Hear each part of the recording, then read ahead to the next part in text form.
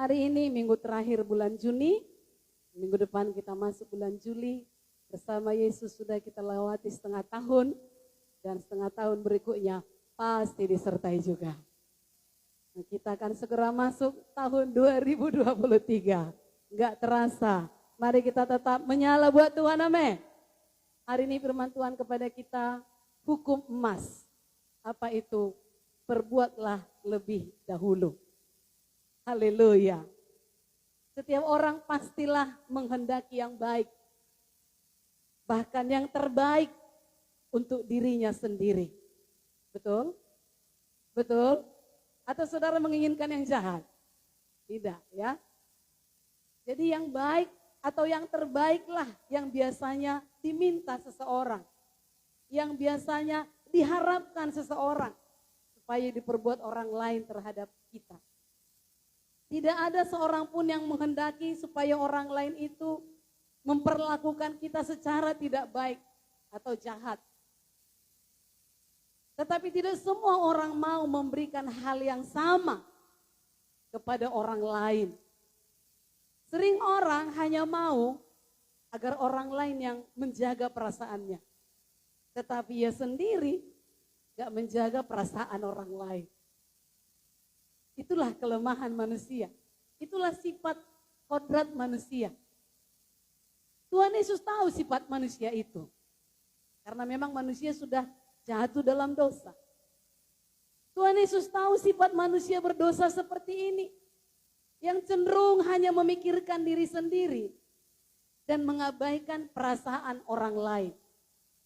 Itu sebabnya Tuhan Yesus dalam salah satu khotbahnya di bukit, yang disebut para ahli Alkitab sebagai hukum emas atau aturan emas.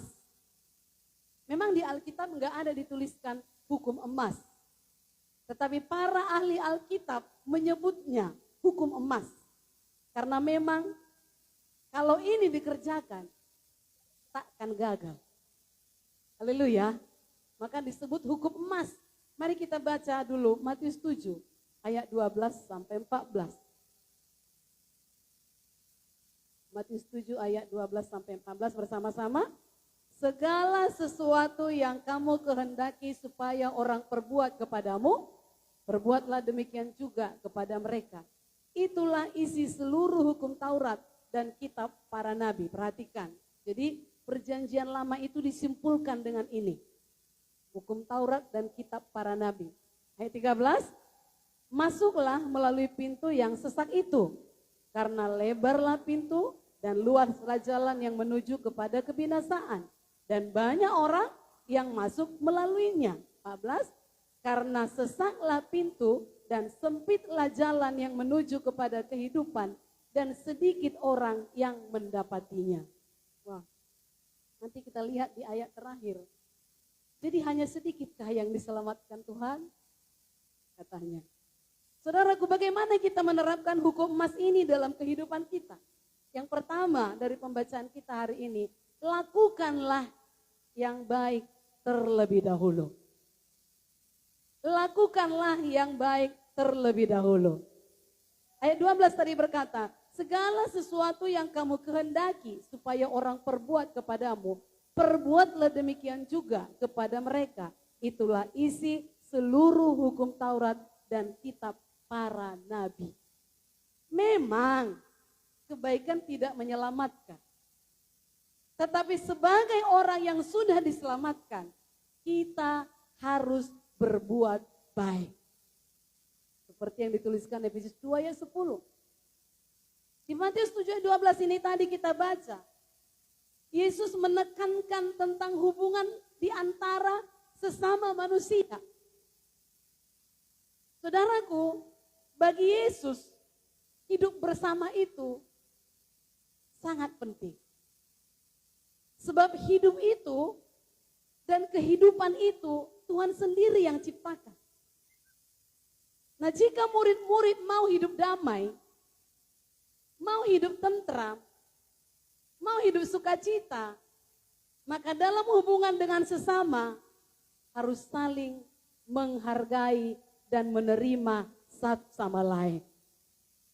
Tetapi diutamakan, perbuatlah lebih dahulu. Nah, ajaran yang sama ada pada bangsa-bangsa lain juga di dunia ini, bahkan orang-orang di sekitar kita. Tetapi biasanya itu berbunyi negatif. Apa misalnya? Jangan lakukan apa yang kamu tidak ingin orang lain lakukan kepadamu. Jadi kalimatnya negatif, jangan. Sedangkan yang Yesus katakan dalam hukum emas ini adalah lebih dalam lagi. Bahkan dalam bentuk kalimat positif. Dan memotivasi supaya kita yang bertindak terlebih dahulu. Itu dikatakan segala sesuatu yang kamu kehendaki supaya orang perbuat kepadamu, perbuatlah juga kepada mereka. Demikian juga kepada mereka. Ini berarti kita harus bertindak lebih dahulu untuk mengasihi supaya kita dikasihi. Lebih dahulu berbuat kebaikan supaya kita beroleh kebaikan. Tuhan Yesus memerintahkan bagi yang sudah menjadi warga kerajaan sorga hidup dalam standar ini. Jadi bukan standar orang dunia. Kalau orang dunia standarnya, kalau kau buat baik, aku buat baik. Kalau kau jahat, aku lebih jahat lagi. Itu standar dunia. Tapi standar kerajaan sorga, ya ini. Dan kasih Bapa Sorgawi itu tercermin dalam anak-anaknya. Ketika anak-anaknya memperlakukan orang lain sebagaimana dia sendiri diperlakukan. Ingin diperlakukan.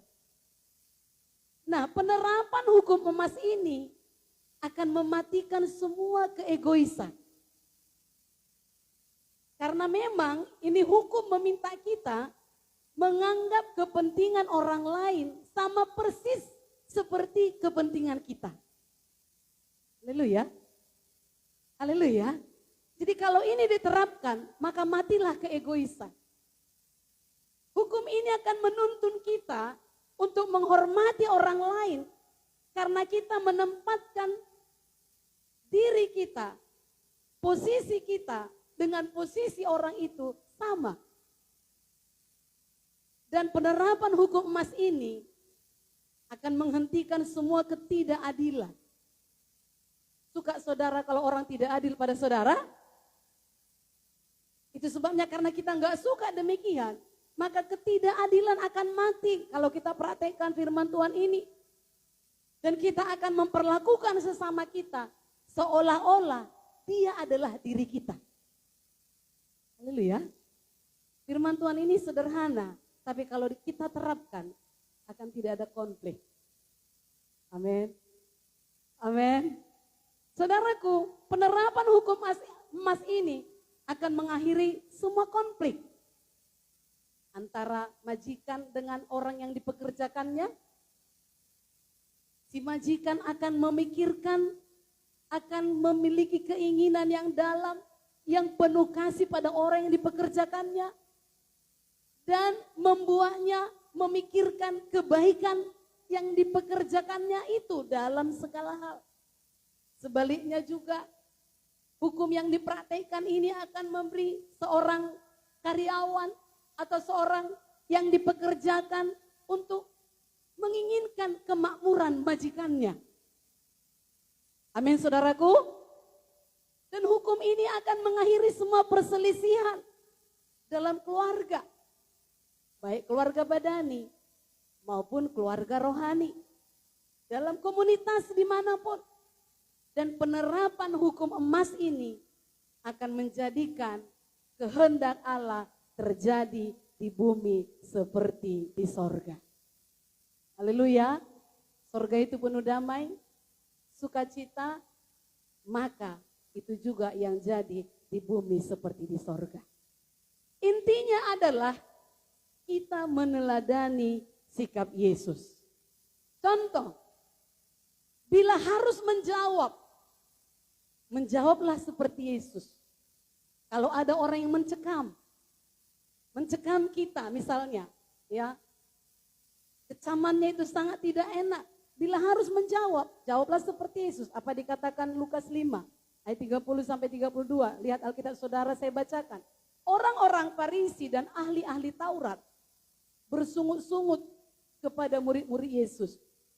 Apa sungut-sungutnya? Katanya, mengapa kamu makan dan minum bersama-sama dengan pemungut cukai dan orang berdosa? Lalu apa jawab Yesus?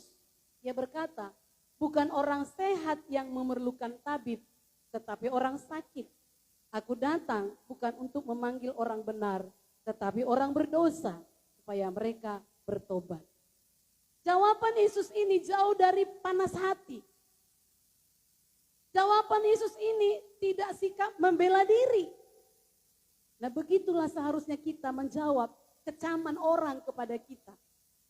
Bukan malah berantem. Saudaraku, ada lagi pilihan yang lebih baik yang diberi Tuhan Yesus. Bila perlu nggak usah jawab fitnahan orang, kecaman orang. Ketika Yesus berada di hadapan Pilatus dan pengecamnya, apa dikatakan Matius 27, 12 sampai 14? Saya baca. Tetapi atas tuduhan yang diajukan imam-imam kepala dan tua-tua terhadap dia, ia tidak memberi jawab apapun. Maka kata Pilatus kepadanya, tidakkah engkau dengar betapa banyaknya tuduhan saksi-saksi ini terhadap engkau? Tetapi ia tidak menjawab suatu kata pun. Sehingga wali negeri itu sangat heran. Yesus diam. Kalau memang perlu diam, karena kalau dijawab pun akan salah, lebih baik diam seperti Yesus. Prinsipnya, bicara atau tidak, kebenaran akan selalu menang. Haleluya. Jadi apapun situasi yang kita hadapi, tetaplah berbuat baik. Saya kagum melihat, hanya Yesus yang kita kagumi ya, tetapi di dunia ini ada juga orang-orang yang kita kagumi. Saya kagum melihat dalam hati. Ya, dia berdiri, saudaraku, dia bicara di depan-depan para anggotanya. Dan saudara tahu banyak orang yang tidak suka dengan dia, dengan misalnya keputusannya atau apapun itu. Lalu orang mencaci, orang mengecam melalui sosial media. Dan sekretarisnya berkata, kenapa ibu diam aja? Kenapa enggak ibu jawab? Dia ketawa aja. Kebenaran akan muncul. Haleluya. Saudaraku, sebagai contoh, zaman sekarang ini biasanya orang menjawab mungkin enggak dari mulut ke mulut, tetapi dengan memberi penjelasan melalui sosial media. Itulah yang sekarang terjadi. Tulislah kalau sekiranya hati saudara sedang tidak baik dengan seseorang, atau dengan keluarga, atau dengan siapa saja. Tulislah kata-kata yang kita sendiri ingin mendengarnya. Anggaplah bahwa kita yang akan menerima pesan itu. Jangan terbawa emosi. Nah, saudaraku, ingatlah, amarah tidak pernah memadamkan amarah. Betul? Setelah selesai menulisnya, jangan langsung dikirim. Baca lagi, tunda dulu sambil direnungkan. Suka nggak orang baca ini? Diberkati nggak orang baca ini? Siapa tahu setelah kita renungkan, darah sudah tidak mendidih lagi. Lalu putuskanlah yang baik. Kalau Roh Kudus sudah berkata nggak usah, ya nggak usah. Haleluya. Jangan posting sesuatu ketika hati panas. Jangan balas seseorang ketika hati panas. Terutama Bapak Gembala bilang tadi di ibadah 1, jangan buat orang kepo dengan postinganmu. Misalnya, ada seorang istri berantem dengan suami, tetapi dibuat dalam postingannya, takkan ku ampuni kau. Orang kan nggak tahu sama siapa dia bicara, tapi hatinya ya untuk suaminya. Tapi lalu kemudian orang kepo. Sama siapa itu, woi? Sama siapa itu, woi? Nah, jadi dibuat orang kepo. Itu sebabnya bersosial media pun, kalau memang nggak perlu, lebih baik diam. Haleluya. Nggak rugi saudara. Apakah saudara ingin dihargai? Hargai orang lain. Apakah saudara mengharapkan kata-kata yang baik? Ucapkanlah kata-kata yang baik. Kalau kita ingin diperhatikan, perhatikanlah, belajarlah untuk memperhatikan. Bila kita ingin kita diperlakukan dengan ramah, belajarlah berlaku ramah terhadap orang lain. Apa yang suami ingin dapatkan dari istri, perbuatlah terlebih dahulu. Sebaliknya. Amin, saudaraku. Inilah yang disebut itu hukum emas. Dan kasih itu tidak akan gagal. Kisah 20:35 berkata, adalah lebih berbahagia memberi daripada. Yang kedua, memang tidak semudah mengucapkan. Apakah mudah memperlakukan orang lain seperti kita memperlakukan diri kita? Dan yang kita harapkan orang lain lakukan pada kita? Tentu tidak. Tentunya tidak semudah yang diucapkan. Kenapa? Karena berbuat terlebih dahulu itu korban namanya. Haleluya. Ayat 13 berkata begini. Masuklah melalui pintu yang sesak itu. Masuk melalui pintu sesak enak atau enggak? Enak. Kalau saudara masuk ke mall, saudara berdiri di depan lift, dan sesak orang, saudara pasti tunggu pada saat tidak sesak, betul? Tetapi ini firman Tuhan berkata, masuklah melalui pintu yang sesak itu. Karena lebarlah pintu dan luaslah jalan yang menuju kepada kebinasaan, dan banyak orang yang masuk melaluinya. Ini pula dia. Dikatakan bahwa memang tidak mudah. Mempraktekkan hukum emas ini tidak mudah. Saudaraku, tidak mudah melalui pintu yang sempit yang menuju kehidupan itu. Ada kesesakan yang harus dilalui. Nah, hal ini sama dengan kita mengikut Yesus. Mengikut Yesus dan beroleh keselamatan serta hidup yang kekal harus disertai dengan kehidupan meneladani Yesus. Haleluya.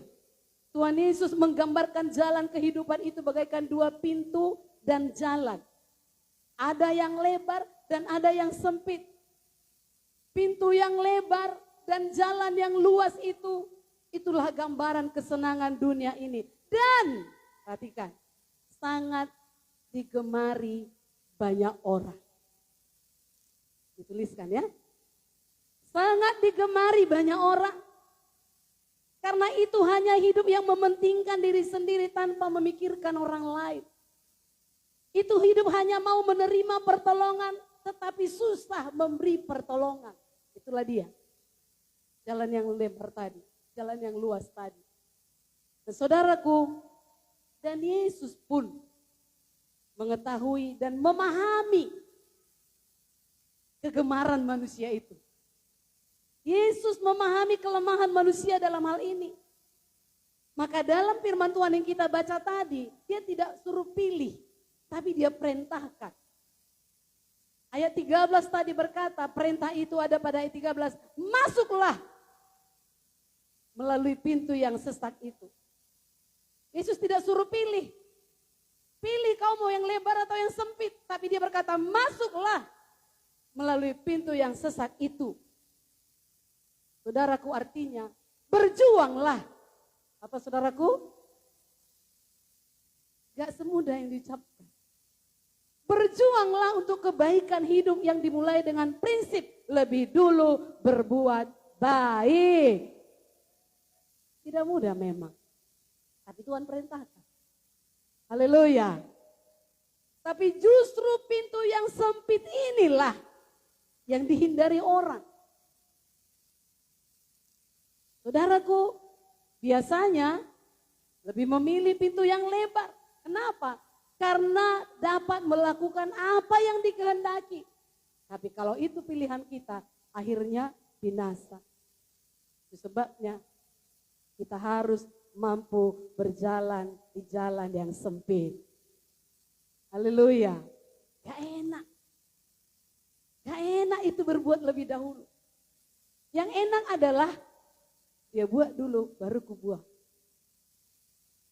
Kalau ramah dia, baru aku ramah. Itu yang enak. Gak enak berbuat lebih dahulu ini. Yesus berkata, sedikit orang yang mendapatinya. Itu berarti menuntut kesungguhan hati. Haleluya. Dan yang terakhir, jika orang lain tidak berbuat baik, kita harus tetap berbuat baik. Bisa? Bisa? Ini hukum emas. Jika orang lain tidak berbuat baik, kita harus tetap berbuat baik. Jangan sampai bersikap begini. Jika orang lain tidak berbuat baik kepada aku, maka aku pun juga tidak akan berbuat baik kepada orang itu. Ingat apa kata Yesus Matius 5. Kita baca sama-sama. Matius 5 ayat 46 sampai 47. Sama-sama. Apabila kamu mengasihi orang yang mengasihi kamu, bukankah pemungut cukai juga berbuat demikian? Dan apabila kamu hanya memberi salam kepada saudara-saudaramu saja, apakah lebihnya daripada perbuatan orang lain? Bukankah orang yang tidak mengenal Allah pun berbuat demikian? Tadi masuk sudah saling menyapa. Haleluya. Haleluya. Jangan hanya menyapa orang yang menyapa saudara. Sapa orang yang tidak pernah menyapa saudara. Itulah perbuatan yang lebih. Amin. Tetaplah jadi berkat. Tetap lakukan yang terbaik. Walau orang lain tidak berbuat baik kepada kita. Tidak semudah mengucapkan. Haleluya. Saudaraku, jika kita berbuat baik dilandaskan oleh kasih, maka kita akan menerima kebaikan bukan dari orang itu, tapi dari orang lain. Amin, saudaraku. Bukan dari orang yang kita tolong, tapi dari orang lain. Tuhan punya cara akan hal itu. Karena kasih tidak pernah gagal. Sekali lagi, kasih tidak pernah gagal. Tadi ayat 14 berkata, karena sesaklah pintu dan sempitlah jalan yang menuju kepada kehidupan, dan sedikit orang yang mendapatinya. Biarlah yang sedikit itu adalah saya dan saudara. Dalam Lukas 13 ayat 23-24, firman Tuhan berkata begini, ada seorang yang berkata kepada Yesus, Tuhan, sedikit sajakah orang yang diselamatkan? Itu katanya, yang sempit itu sedikit orang yang melaluinya. Jawab Yesus kepada orang-orang di situ, berjuanglah untuk masuk melalui pintu yang sesak itu. Berarti orang yang berjuang pasti bisa. Sebab aku berkata kepadamu, banyak orang akan berusaha untuk masuk, tetapi tidak akan dapat. Berarti perlu jangan menyerah. Haleluya. Haleluya. Kalau sudah berbuat baik, tetap dia jahat, jangan menyerah. Banyak orang berusaha nggak dapat. Tapi kalau tidak menyerah, pasti dapat. Haleluya. Karena memang ada harga yang mesti dibayar melalui pintu yang sesak itu. Itulah menyangkal diri, itulah memikul salib, itulah mengikut Yesus. Sedangkan melalui pintu yang lebar itu, gak perlu menyangkal diri. Saudaraku, dan tidak perlu memikul salib, tapi lakukan semaunya saja. Kesenangan duniawi. Dan iblis berjanji, asal tunduk kepadanya, kesenangan itu akan dapat. Itulah pintu yang lebar. Tidak sedikit orang yang salah memilih. Maka Amsal 14 ayat 12 berkata, ada jalan yang disangka orang lurus, tetapi ujungnya menuju. Karena itu tadi, senang memang. Yang lebar itu senang. Gak perlu menyangkal diri. Gak perlu pikul salib. Kesenangan duniawi saja. Tidak sedikit orang yang memilihnya. Pada akhirnya hancur. Saudaraku, inilah hukum emas itu. Yesus begitu luar biasa meringkasnya. Dikatakan Imamat 19 ayat 18, diringkasnya dari sini. Janganlah engkau menuntut balas. Dan janganlah menaruh dendam terhadap orang-orang sebangsamu. Melainkan kasihilah sesamamu manusia seperti dirimu sendiri. Akulah Tuhan, kata Tuhan. Kalau aku yang sudah mengatakannya, itulah hukum. Kira-kira begitu. Amin saudaraku. Jangan menuntut balas. Aku sudah baik kok, dia enggak baik ya. Lakukan lagi, lakukan lagi. Haleluya. Jadi yang penting adalah pelajaran hari ini. Bagaimana kita memperlakukan orang lain. Tidak soal bagaimana mereka memperlakukan kita. Kan itu. Sehingga hidup kita berdampak.